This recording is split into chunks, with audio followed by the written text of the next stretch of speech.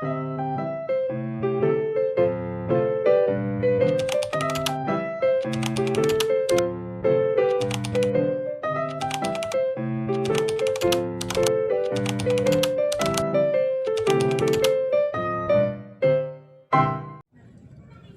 day everyone.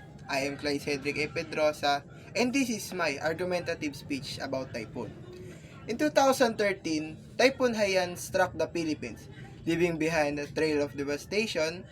Entire towns were flattened, thousands of lives were lost, and millions were displaced. Survivors recounted harrowing stories of clinging to rooftop as floodwater rose, searching through debris for loved ones, and rebuilding their lives from nothing. These stories are not just about the past, they are the warning for the future. Typhoons are becoming more frequent and destructive due to climate change, and their impact is felt most by the vulnerable.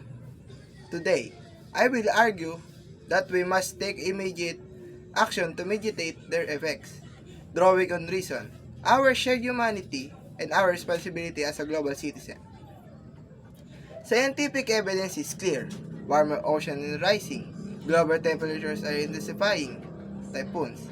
These storms now bring stronger winds, heavier rains, deadlier storm surge.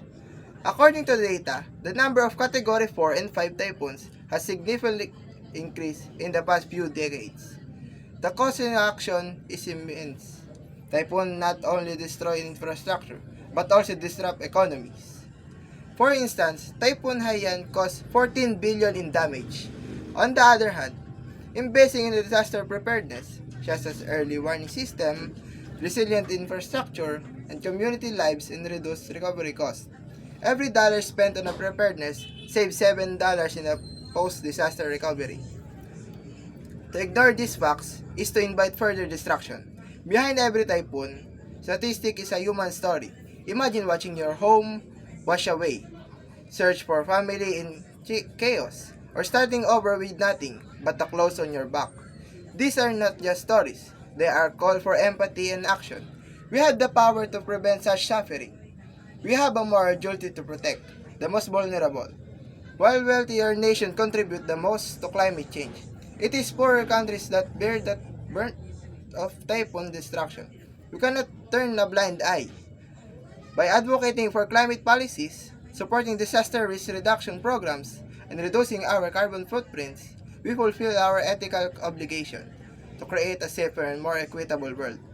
The time is now.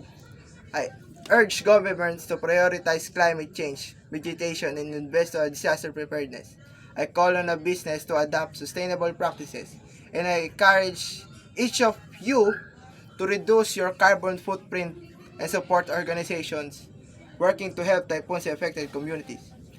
Together, we can reduce the frequency and impact of the typhoons. We can save lives, protect livelihoods, and secure a better future for all. In closing, the threat of typhoon is a global challenge that demands a united response. By using reason, compassion, and our this challenge, moral responsibility, we can rise to this challenge. Let us not wait for another tragedy to spur us into action. The time to act is now, for the sake of logic, for the sake of justice, and for the sake of the humanity. Thank you.